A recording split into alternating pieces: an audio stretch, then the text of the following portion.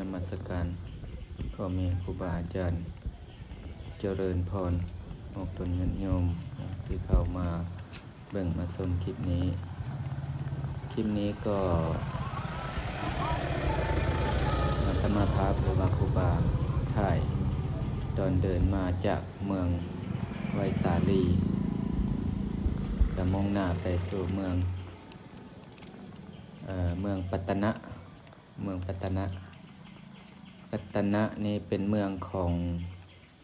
พระเจ้าอโศกเคยขึ้นครองราชย์เป็นเมืองหลวงของ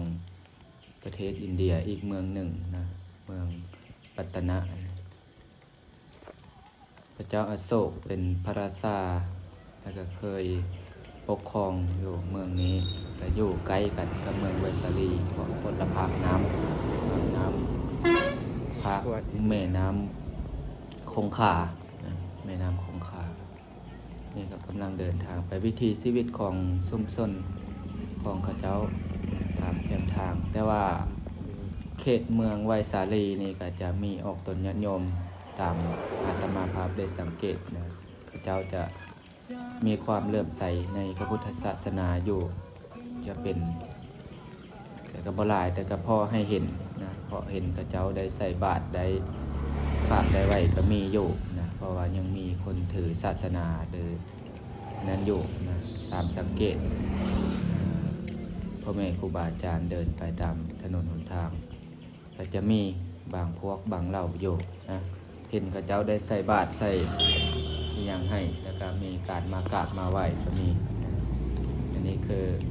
พอมีศรัทธาในศาสนาเพราะสมัยก่อนก็มีเพราะว่าพระสัมมาสัมพุทธเจ้าก็ได้มาแสดงธรรมแก่ชาวเมืองไวสาลีนี่แก่เจ้าฤาษีเมืองไวสาลีแคว้นวัดศรีเจ้าฤาษีเมืองไวสาลีพระพุทธองค์ก็เคยมาแสดงอปหาริยธรรม7ประการชาวเมืองไวสาลีได้ประพฤติได้ปฏิบัติตามอปหาริยธรรม7ประการประกาศมาครับ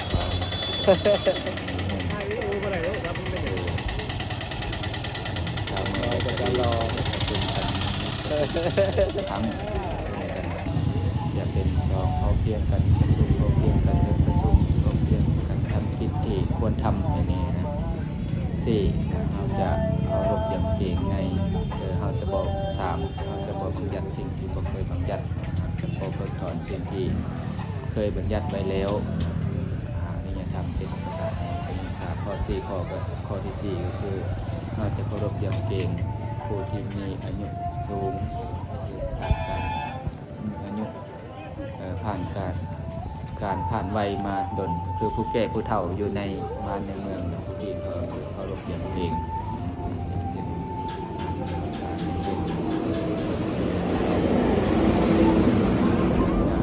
ใส่งานถือมีศีลมีธรรมนั่นแหละนะจะประมาณนี้แล้วก็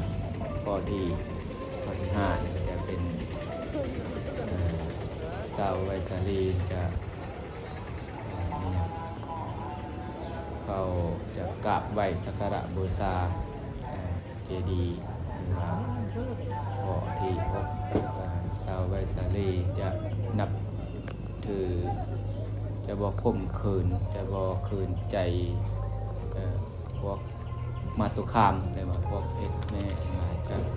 บ่ข่มขู่หรือข่มขืนอย่างต่างๆข้อที่7ก็จะสักการะบูชาเหล่าพระอรหันต์ทั้งหลายที่เข้ามาอยู่ในเขตแคว้นของเราในนี้นะอันนี้คืออปหาริยธรรม7ประการที่พระพุทธองค์เคยแสดงธรรมแก่ชาวเมืองไวสาลีแล้วก็เขาเจ้าก็เลยไปประพฤติปฏิบัติตามตรงนี้ประเทศให้เมื่อบ้านเมืองเขานี้มั่นแก่นขึ้นมาแน่นแฟ้นขึ้นมาบ่มีใครสามารถเข้าไปเฮ็ดสงครามได้สามารถมาทำลายได้นะเพราะว่าพระเจ้ามีความสามัคคีกันหลายชาวเมืองไวสาลีเป็นวัดศรีในสมัยก่อนแต่พอ ระเจ้าอโศกนี่เกิดขึ้นมาแล้วหลังจากพระพุทธองค์ปรินิพพานไป200 ปี200 กว่าปีนี่แหละก็เลยพระเจ้าอโศกเกิดขึ้นมาก็เป็นผู้ครอง